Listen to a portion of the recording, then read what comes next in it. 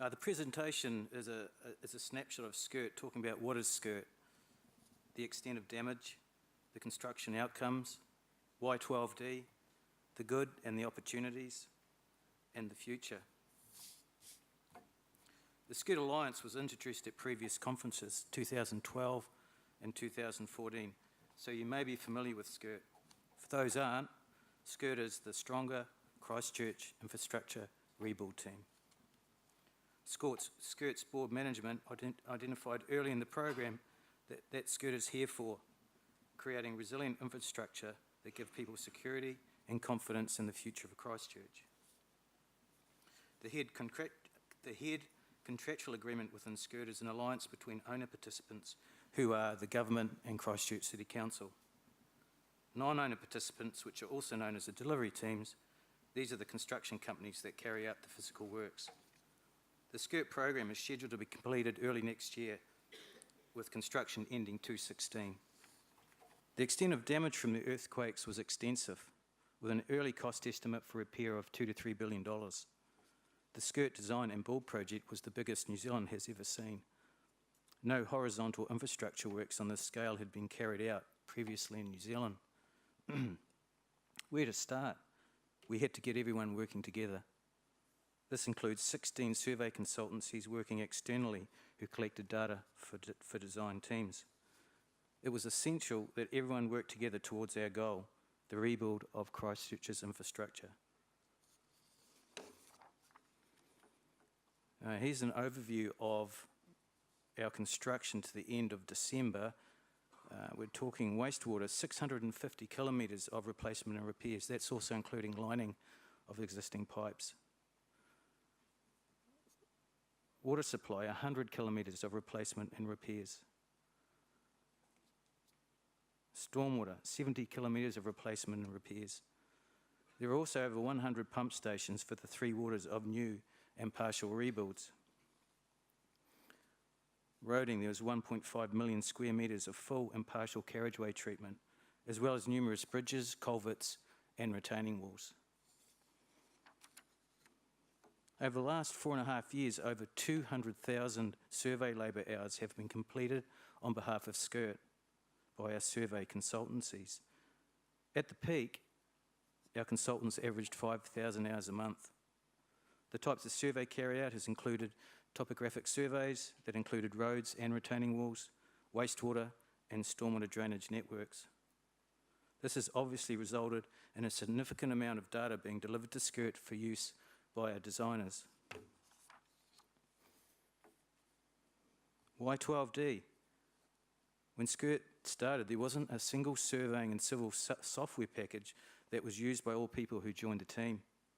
We had 4 design organisations and 16 survey consultancies using various packages and methods for survey and design. It was determined very early in the program, in fact it was the first week, that this system would obviously not work, and we needed to establish a single platform to integrate all survey and design. We needed a software package that could be used across the board. 12D model has an across-the-board functionality which allowed a single platform for all main civil design components for the repair and rebuild of the city, delivering a field-to-finish approach. All the data was kept in a single location known as the CED, Central Engineering Database. Think of it like BIM for civil works. 120 designers whom had very little experience in 12D. I recall a super users meeting at the very start. There were 6 of us at the table. 2 of us had experience in 12D, the other 4 hadn't even heard of it. A challenge to empower its users to be productive and have an enjoyable experience, and it was achieved by a number of initiatives. One of these was the SCIRT training courses. We developed shorter and SCIRT-focused courses for specific disciplines, roading, drainage, enhanced by adding advanced techniques processed custom around Christchurch requirements. The duration of modules were between 2 to 3 hours, minimising disruption to designer workloads. Contents were boiled down to being comfortable in the 12D environment, drainage and road network using Christchurch City Council and SCIRT standards. Other processes, such as plotting and export, were taught later as design projects progressed. A need-to-know basis prevented information overload. We hear a lot about recently is the innovation, and really innovation is defined as something new.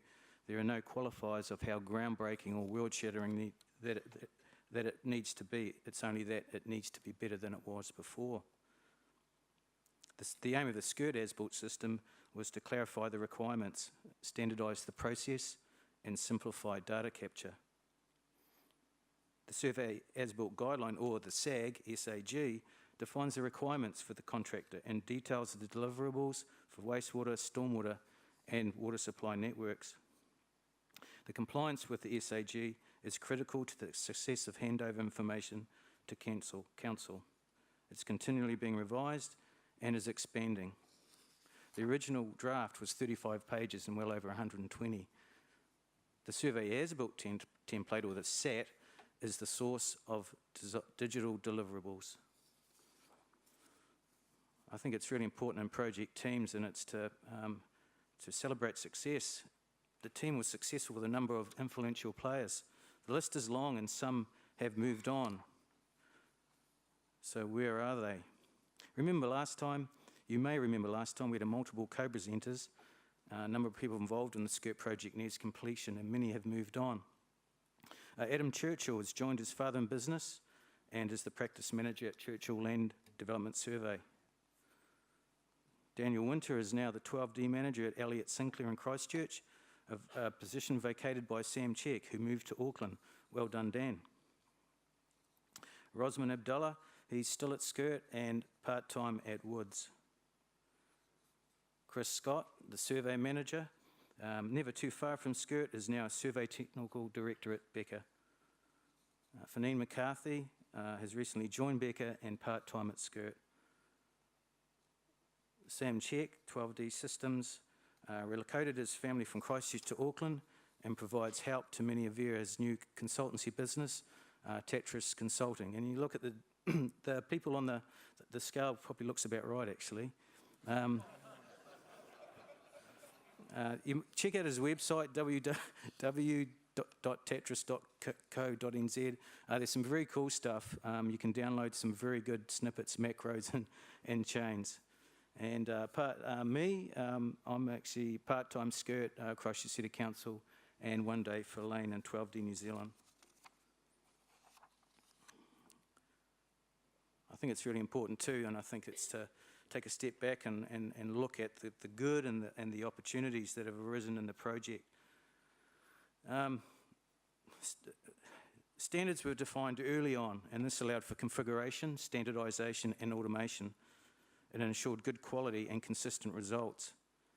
Having detailed specifications that had inputs from all involved, that included designers and surveyors, design team and survey team management, an establishment of a super users group, allowed SCIRT to consult, develop, and implement effectively. Weekly to monthly meetings ensured all were informed and conformed to standards.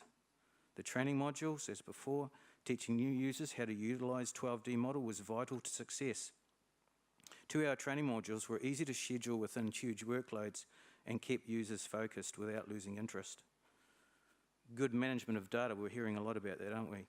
Data structure and data management within 12D model has seen the project succeed. Today we call it BIM. One database with information from many sources, defined by rules and structure, a 3D digital model. The name is CED.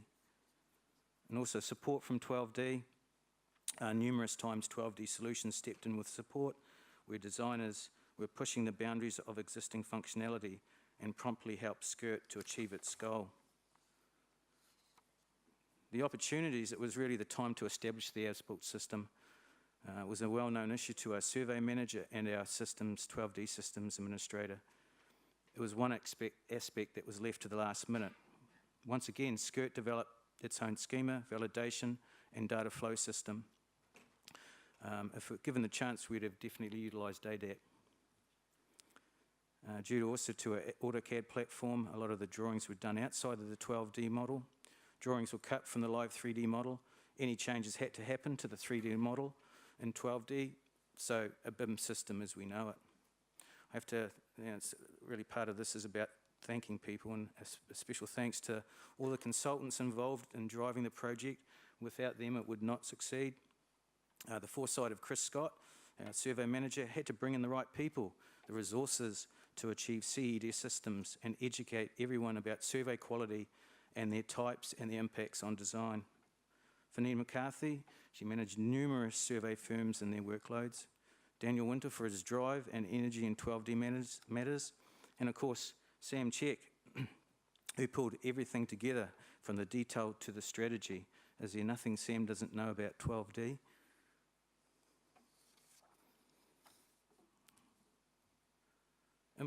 Implementation of the good stuff into or should I say Christchurch City Council business systems. Our infrastructure design standard is currently in review, and the as-built schema is replacing the current setups for delivery. Also, the schema, or simply the SAT template, is being modified to include other council assets such as landscaping. This is a great start, since this starts with setting the benchmark for delivery of data by contractors. Processing the data is still in flux, as council is still looking at current processes and systems, but I think we're pretty positive about the results as they speak for themselves.